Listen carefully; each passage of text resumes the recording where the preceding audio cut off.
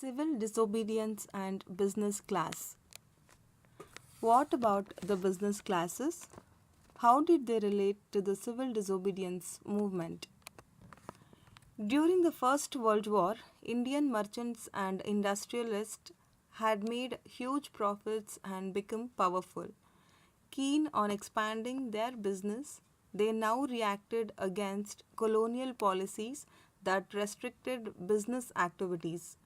They wanted protection against imports of foreign goods and a rupee sterling foreign exchange ratio that would discourage imports.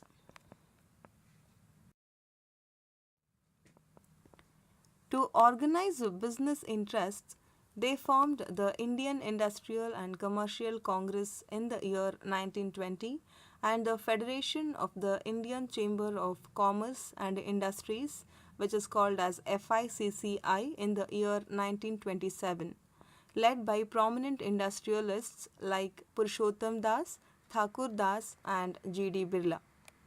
The industrialists attacked colonial control over the Indian economy and supported the civil disobedience movement when it was first launched. They gave financial assistance and refused to buy or sell imported goods.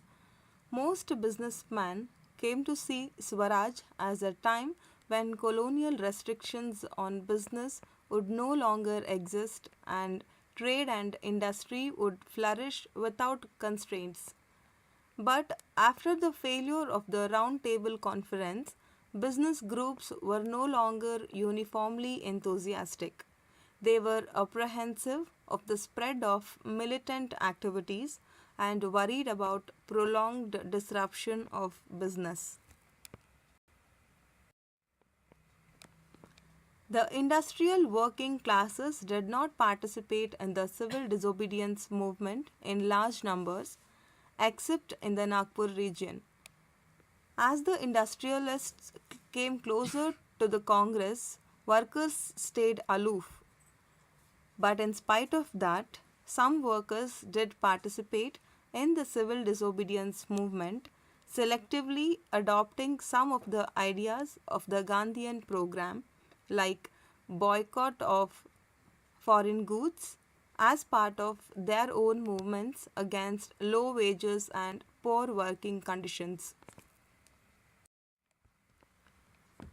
There were strikes by railway workers in the year 1930 and dock workers in the year 1932.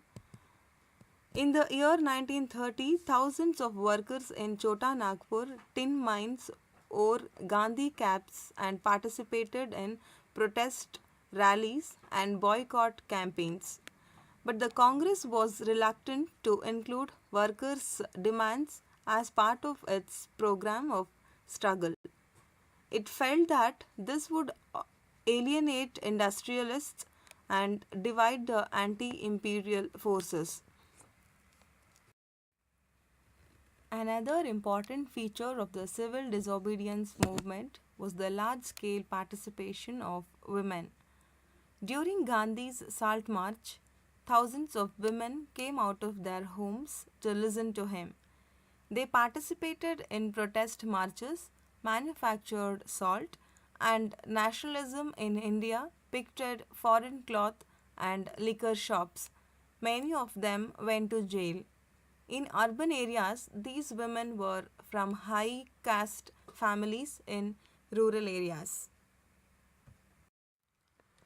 They were moved by Gandhiji's call.